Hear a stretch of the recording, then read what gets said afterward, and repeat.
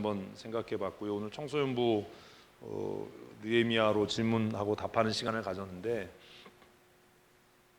우리 아이들이 질문을 참 날카롭게 잘하지요, 어른들보다. 그래서 아이들의 질문 가운데 느헤미야가 이 말씀을 기록하면서 내가 이 이야기를 할 때 왕 곁에 왕후도 있었다. 6절에 왜 그렇게 썼냐. 2장 6절 보면 그때에 왕후도 왕 곁에 앉아 있더라. 무슨 의미냐? 이걸 질문을 했어요.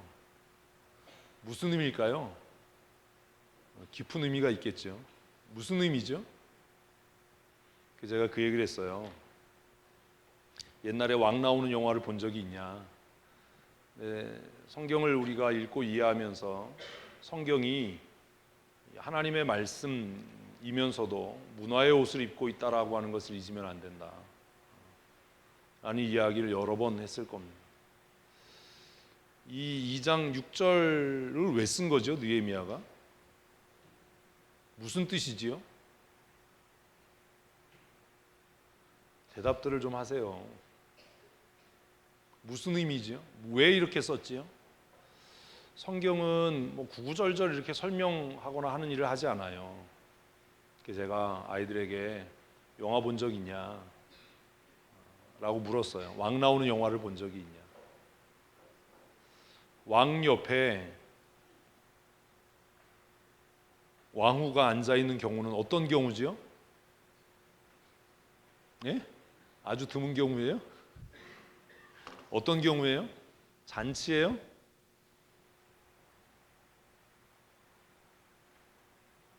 그런 걸 좀 고민하셔야 돼요. 성경은요, 그 본질적이지 않은 것에 대해서는 구구절절하게 쓰지 않습니다. 왜 구구절절이 안 쓰냐면 그러면 본질이 약화되지요. 느헤미야는 지나가는 말로 이렇게 한 줄을 썼어요. 그때가 언제예요? 내가 왕에게 이 이야기를 할 때, 이 이야기가 뭐지요? 내 조상들의 묘실이 있는 성읍이 황폐하고 성문이 불에 다 타버렸고 성벽이 무너졌는데 내가 어떻게 평안할 수 있습니까? 라는 이야기를 했을 때에, 그때에 라는 말 아닙니까? 근데 그때에 누구도 왕후도 왕의 곁에 앉아 있었다. 6절. 이게 무슨 얘기냐? 왜 이렇게 썼냐? 자, 이제 고민하시고 답을 좀 해보시죠. 왜 이렇게 썼을까요? 이게 무슨 의미일까요? 아까 질문했잖아요. 제가 말씀드렸잖아요. 왕 옆에 왕비가 앉는 경우는 어떤 경우죠? 영화 안 보셨어요?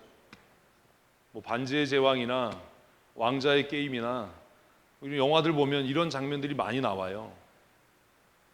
왕 옆에 왕후가 앉아 있는 경우, 어떤 경우요? 대답을 하셔야 되는데 대답을 좀 하십시오. 어떤 경우입니까? 공식적인 자리인 겁니다. 공식적인 자리. 그러면 지금 느헤미야가 했던 이 얘기가 아닥사스다하고 사적인 자리에서 주고받은 얘기가 아닌 거지요. 왕 옆에 왕후가 앉아 있었다라는 얘기는 다른 이야기 하지 않지만 뭘 의미하는 거예요? 다른 모든 신하들이 다 있었다는 얘기를 하는 겁니다. 왜 이 이야기 쓰죠?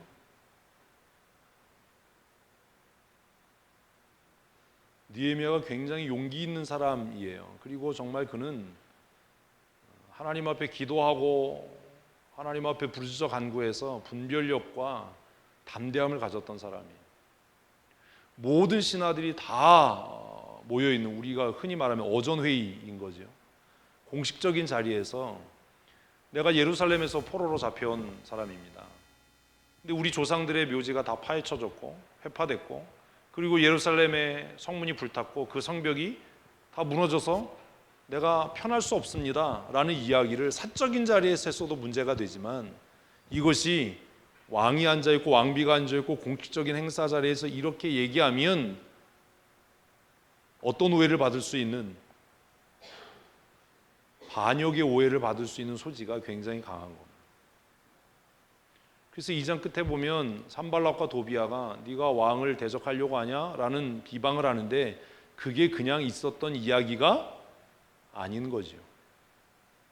근데 이런 것들을 구구절절하게 다 설명하려면 이야기가 길어지고 이야기가 좀 세련되지 못하고 중심이 초점이 흐려지니까 그냥 그때에 왕 옆에 누구도 있었다? 왕비도 앉아 있었다. 이렇게 해서 그냥 한 장의 프레임 속에 그 장면을 다 담아내는 겁니다. 아, 이게 공식적인 자리였구나. 이런 공식적인 자리에서 느헤미야가 이렇게 이야기할 정도면 그는 굉장히 무모한 사람이든지 아니면 정말 하나님을 신뢰하든지 둘 중에 하나겠죠. 그리고 그 공식적인 자리에서 자신의 소신, 자신이 고민했던 것들을 조목조목 이야기했고 왕이 그걸 받아들였다면 이건 뭐가 되는 거예요? 이제 공식적인 일이 되는 겁니다. 그래서 어찌 보면 느헤미야가 성벽을 재건하고 이스라엘 공동체를 그렇게 힘있게 재건할 수 있었던 것은 공식적인 석상에서 이 일이 진행됐기 때문에, 논의됐기 때문입니다. 그 질문을 했어요. 목사님, 이게 무슨 뜻이에요? 그래서 아까 설명을 했어요. 성경을 읽으시면서 이런 부분들을 잘 이해하셔야 됩니다. 느헤미야가 참 굉장히 용기 있는 사람이죠. 오늘 새벽 기도 시간에 말씀드린 것처럼 그 용기는 결국 어디서부터 오느냐? 하나님을 신뢰하면서부터 오는 겁니다. 하나님을 신뢰함. 이 한마디로 내 조상들의 묘실이 있는 성읍이 다 회파돼서 내가 슬프다라는 이 한마디로 반역자로 몰릴 수 있고 왕을 반대하는 제국의 안위를 위협하는 사람으로 몰릴 수 있는 상황에서 느헤미야는 정말 소신 있게 그리고 정말 탁월하게 그리고 주도 면밀하게 자신이 무엇을 해야 되는지를 왕에게 주눅들지 않고 또박또박 그러나 예의 바르게 요구했던 사람입니다. 우리는 이런 것들이 잘 안 돼요. 그냥 대부분 뭉뚱그려서 어떻게 하려고 하고 이런 일들을 하는데, 그래서 우리 아이들이 아까 청소년부 모였을 때 저에게 질문해서 제가 이 부분을 답해 주었습니다. 아마 여러분들도 이런 부분이 궁금하신 부분들이 계셨을지도 몰라요. 근데 성경 읽으면서 그냥 심심해서 쓰여진 것은 없어요. 성경에 이게 그냥 뭐 짧게 생각해도 6,000년 이상의 역사인데 6,000년 이상의 역사를 이렇게 얇은 책에 기록하는데 여기 기록된 얘기는 얼마나 의미 있는 이야기들이겠어요. 그때 왕 옆에 왕후도 앉아 있었다, 이 말이 아무 의미가 없다면 이 얘기를 이 책에 기록할 이유가 없잖아요. 그런 부분들을 고민하시면서 성경을 읽으시면 좋을 것 같습니다. 그 질문도 했어요. 이 사람들이 성벽 쌓는 전문가가 아닌데 축대 쌓아보셨어요? 석축 쌓아보셨어요? 안 쌓아보셨죠? 최춘정 권사님은 쌓아보셨죠? 기술이 있어야 되나요? 없어야 되나요? 있어야죠. 한 30cm만 막 쌓으면 어떻게 되죠? 무너집니다. 무너져요. 높이도 아니고 한 30cm만 석축 잘못 쌓으면 무너집니다. 무너지면 일이 더 복잡해집니다. 그런데 어떻게 석축 쌓는 성벽을 쌓는 일을 해보지도 않은 사람들이 어떻게 52일 만에 짧은 기간 동안 성벽을 완공할 수 있었나요? 라는 질문도 있었어요. 우리는 성경 읽으면서 사실 구체적인 이런 고민들을 안 해요. 그러니까 이게 실제가 아닌 거예요. 여기 지금 보면 처음에 성벽 쌓는 이야기 나오면 누가요? 3장 1절에 그때 대제사장 엘리야십이 그의 형제 제사장들과 함께 일어나 양문을 건축하고 성별하여 문짝을 달았다. 아니, 제사장들이 언제 성벽 쌓아봤습니까? 그리고 지금 3장에 사람들의 이름이 쫙 거론되면서 그 사람들이 자신들이 맡은 부분에 성벽을 쌓았다라고 이야기하는데 어떻게 이게 가능하냐라는 거예요. 어떻게 가능하죠? 합리적인 답을 내놔야 되잖아요. 성경 읽을 때 논리성, 합리성이라고 하는 것을 배제하면 안 된다라고 늘 말씀드리는데 합리적인 답이 뭐겠어요? 수없이 많은 실패를 경험했을 겁니다. 진정한 용기는 실패하지 않으려고 애쓰는 게 아니라 실패를 통해 무언가를 배우는 겁니다. 되는 사람과 안 되는 사람의 차이가 뭔지 아세요? 발전이 없는 사람, 안 되는 사람들은 항상 뭐만 해요? 염려만 해요. 걱정만 해요. 그게 얼마나 어려운 일인데 그 일을 해. 이게 얼마나 힘든 일인데 이렇게 얘기를 해요. 근데 되는 사람들은 처음 해본 일이지만 어떻게 얘기한다고요? 해보지 뭐 할 수 있어. 제가 그 얘기를 했어요. 제가 근남교회 부임해서 수해 복구를 다 했는데 수해가 또 났어요. 교회가 기울어졌어요. 사택 기초가 다 파였어요. 돈도 없죠. 성도도 없죠. 암담하죠. 해본 일도 없는데. 근데 그때 제가 만약에 이 어려운 일을 어떻게, 이 힘든 일을 어떻게, 나 이제 못해 이러고 자빠졌으면 끝났을 거예요. 근데 제가 그때 어떤 마음을 가졌냐, 할 수 있다. 그까짓 것도 할 수 있지. 그래서 제가 평생 처음으로 벽돌도 쌓아봤고요, 용접도 해봤고요, 그리고 지붕 위에 싱글 덮는 일도 해봤어요. 하는 과정에 시행착오도 있었어요. 이렇게 하면 안 되는구나, 이렇게 하면 되는구나. 그래서 배워나갔어요. 그 이후에 예배당이 다 수리가 됐어요. 지나가는 사람들마다 어떻게 이렇게 시골에 이렇게 이쁜 예배당이 있냐고 찾아 들어오곤 했어요. 기도하는 사람, 믿음의 사람으로 산다는 건 무엇을 두려워하지 않는, 실패를 두려워하지 않는 사람.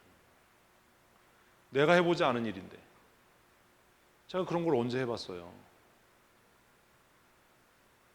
해보지 않은 일인데, 용접 해보지 않은 일인데, 건축 해보지 않은 일인데요. 교육관 짓는 기초 놓는 것 해보지 않은 일인데요. 수평 잡는 것 해보지 않은 일인데요. 맨 처음에 기둥 세우고 수평 잡을 줄 몰라가지고 그냥 막 반나절을 씨름했어요. 지금은 뭐 수평기들이 좋아서 그렇지만 제가 근남교회 공사할 때는 그거 아시나요? 이렇게 호수에다가 물러가지고 물수평 잡는 거. 최춘호 선생님 잘 아시죠? 이걸 어떻게 해야 되는지를 몰라서 하나를 고정해 놓고 해야 되는데 양쪽을 같이 움직이니 수평이 잡힙니까 이게? 이쪽이 맞으면 저쪽이 내려가고 기둥 4개를 다 수평을 잡아서 기둥을 세워야 되는데 그게 되냐고요. 맨 처음에 그걸 몰랐어요. 그래서 제가 그때 알았어요. 학교에서 배운 건 다 쓸데없는 이 필요도 없는 쓰레기 같은 지식을 내가 배웠구나. 살아가는데 아무 도움이 안 되는구나. 그리고 그 다음에 알았어요. 한 군데 어떻게 놓고 고정해 놓고 그리고 이 호수를 끌어가서 다 높이를 맞춰야 되는 거고. 난 10m 되는 지붕 위에 올라가서 싱글을 붙이는데 얼마나 후달려요. 지붕 위에서 싱글 붙이는데 뭐 할 수 있지 뭐 그까짓 거 하면 되지. 그래서 예배당이 이쁘게 완공이 됐어요. 아마 이스라엘 사람들도 성벽 건축을 한 번도 해본 일이 없었기 때문에 많은 시행착오를 했을 겁니다. 성경은 그런 것들을 기록하지 않습니다. 그냥 완공됐고 그 사람들이 했다. 그런데 그 사람들의 직업을 밝히는 이유는 뭐겠어요? 이 사람들이 그 일을 업으로 삼았던 사람들이 아니다. 그렇다면 제가 신명기 얘기하면서 우리가 배워야 될 원칙이 뭡니까? 기도하고 마음먹으면 못할 일이 없다예요. 제사장도 뭘 하는데요? 성벽을 쌓고 성문을 다는데요. 제사장도 그걸 하는데 무슨 이걸 내가 못할 일이 어디 있어요?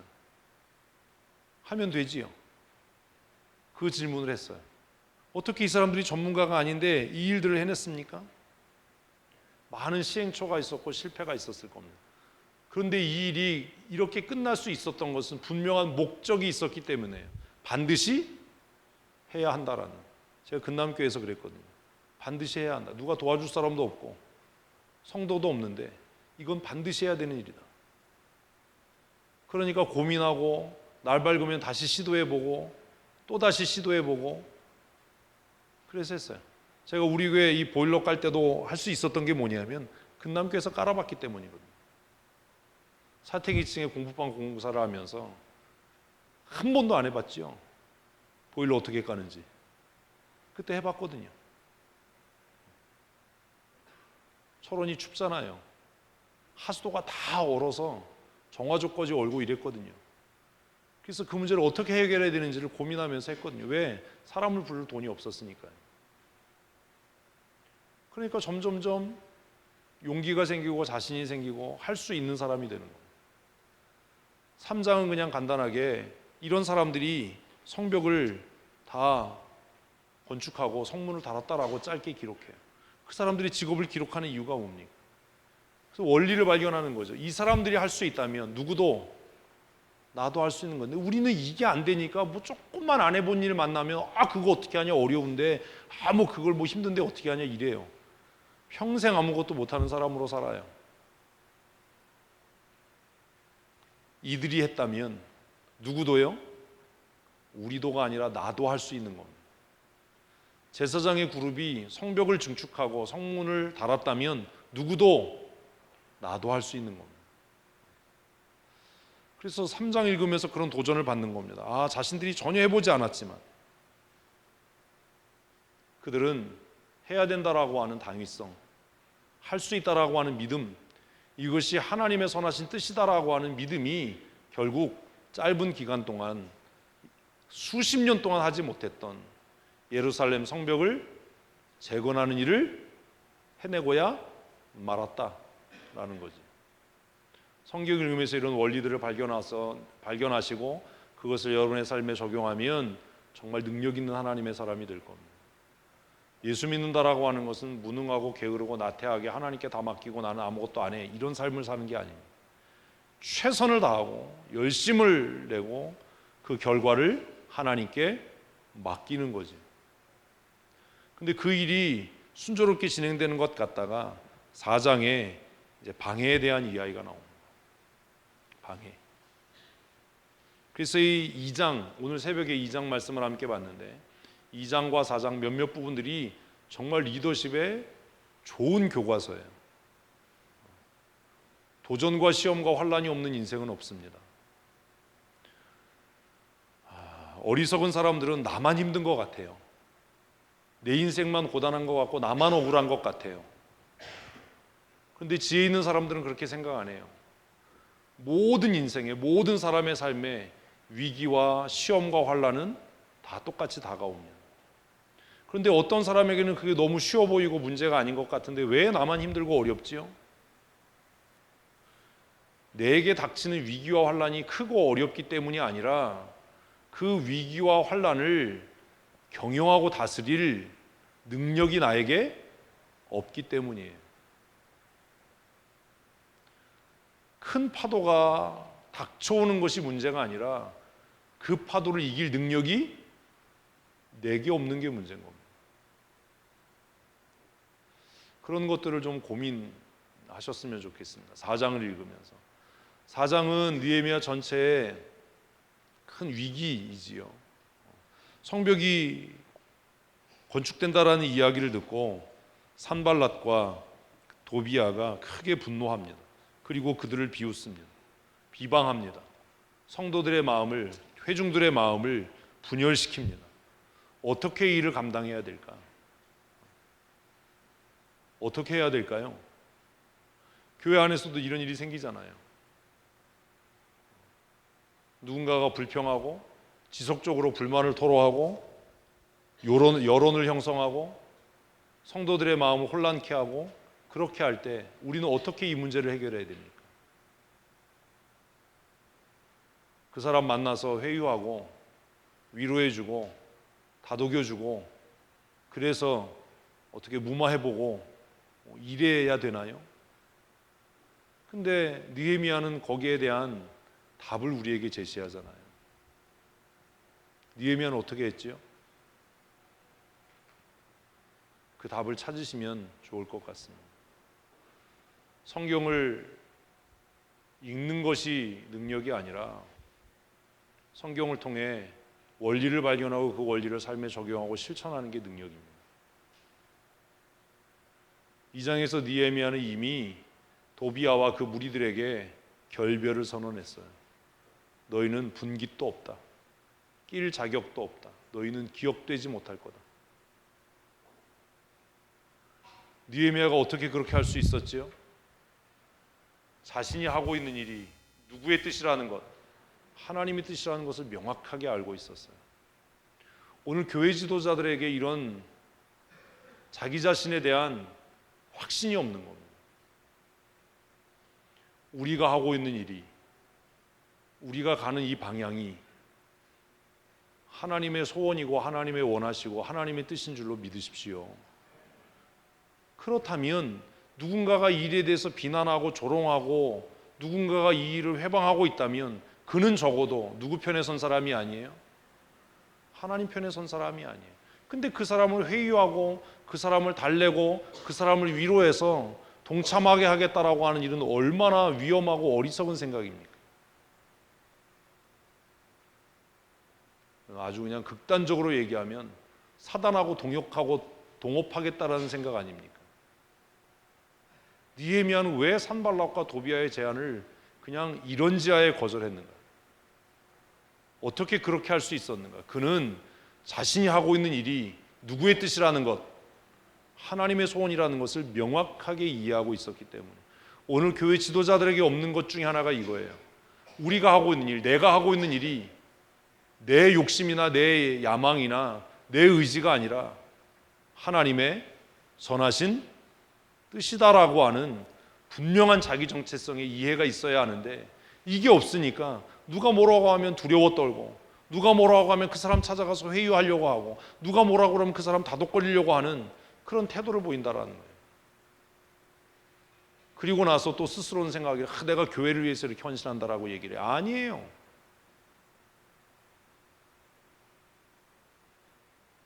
그의 인본적인 태도와 선명하지 못한 태도가 하나님과 하나님의 교회를 원수되게 하는 겁니다. 만일 느헤미야가 도비아와 산발랏을 찾아가서 그들을 위로하고 회유했다면 이스라엘 공동체가 어떻게 됐겠습니까?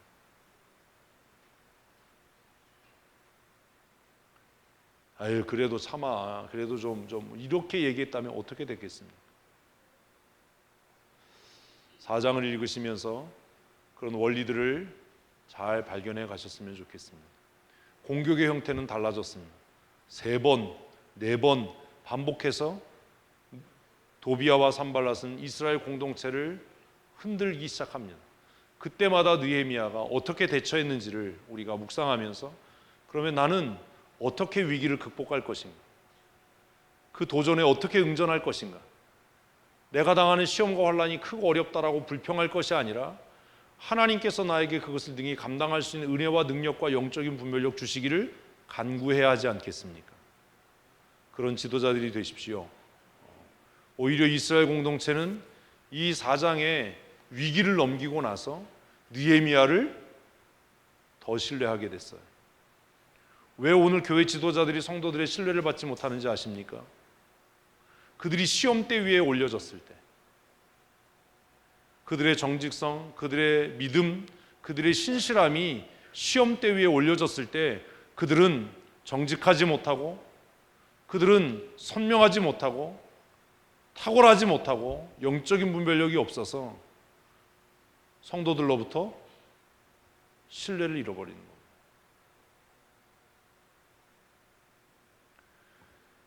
에스라와 느헤미야가 단행했던 삶의 개혁이 어떻게 이루어질 수 있었지요? 이스라엘 공동체가 이 위기를 겪으면서 느헤미야를 전적으로 신뢰했기 때문이에요. 아니 어떻게 살고 있는 아내들을 돌려보냅니까? 어떻게 그 여자와 결혼해서 아이를 낳았는데 느헤미야가 이것이 옳지 않다, 이방 여자들을 다 돌려보내라 라고 얘기한다고 어떻게 그 말에 순종할 수 있었습니까? 그것은 이스라엘 공동체가 얼마나 느헤미야를 신뢰하고 있었는가를 단적으로 나타내 보이는 것 아닙니까? 오늘 여러분들은 성도들에게 신뢰받는 지도자입니까? 내 권면과 내 말이 성도들에게 하나님의 말씀 같은 그런 권위를 가지고 있습니까? 그렇지 못하다면 이 문제를 어떻게 해결해야 되겠습니까? 왜 선명한 태도가 필요합니까? 왜 하나님께 속한 사람이라고 하는 선명한 자세와 태도가 왜 요구되는 겁니까? 사장에서 느헤미야가 만일 타협했다면, 느헤미야가 영적인 분별력이 없어서 어정쩡한 태도를 취했다면, 5장에서 느헤미야가 돈 있는 사람 편들고 기득권자들의 편에 섰다면 이스라엘의 개혁과 갱신, 회복이 가능했겠습니까? 교회 지도자들은 정직해야 되고 선명해야 합니다. 악한 자를 선하다고 이야기하거나 범죄한 자를 두둔하는 미련함을 범하면 안 됩니다. 같이 망하는 겁니다. 하지만 그렇지만이라고 하는 우리의 그 무책임한 태도와 말들이 교회를 약화시킵니다. 느헤미야 전체를 통해서 이런 것들을 잘 깨닫고 훈련하고 배워나가실 수 있었으면 좋겠습니다. 내일 새벽 기도회 때는 느헤미야 4장을 우리가 함께 살펴보면서 느헤미야 4장을 통해서 우리가 느헤미야의 어떤 영적인 지도력을 갖춰가야 할 것인가, 어떤 지도자가 되어야 할 것인가 하는 것들을 말씀을 함께 나누도록 하겠습니다. 지금 제가 이렇게 말씀드리는 것은 여러분들에게 낙심이밥을 뿌리는 겁니다. 궁금하면 내일 새벽 기도에 나와라 라고 유혹하는 거죠. 오늘 주일이라고 새벽 기도 출석이 현저하게 줄어서 자리가 그냥 뻥 비었어요. 물론 여러분들이 고민하셨으리라고 생각해요. 새벽 기도에 나와서 예배에 조는 것이 합당한가? 새벽 기도를 빠지고 예배 시간에 말똥말똥한 것이 합당한가? 이도저도 아니고 새벽 기도도 안 나오고 예배 시간에 조는 것이 합당한가?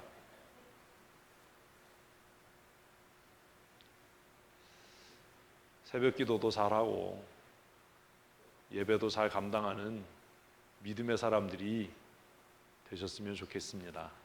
새로운 한 주간을 시작하는 월요일 아침에 그렇게 이르지도 않은, 새벽 같지도 않은 훤히 해가 떠 있는 5시 반 아침 같은 시간에 내일 아침에 우리 만나서 느헤미야 4장을 통해서 우리가 어떤 지도자가 되어야 할 것인가 하는 것들에 대한 말씀을 함께 나누도록 하겠습니다. 기도하시겠습니다.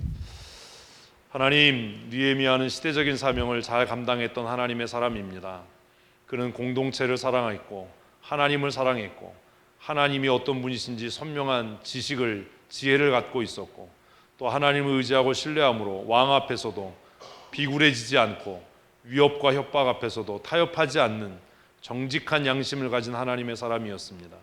하나님, 우리에게도 이런 믿음의 은혜를 더하셔서 시험과 환난이 다가올 때 낙심치 않게 하시고 오히려 그 시험과 환난이 우리를 더 능력 있게 하는 하나님의 은혜와 복주심의 과정이 되게 하여 주시옵소서.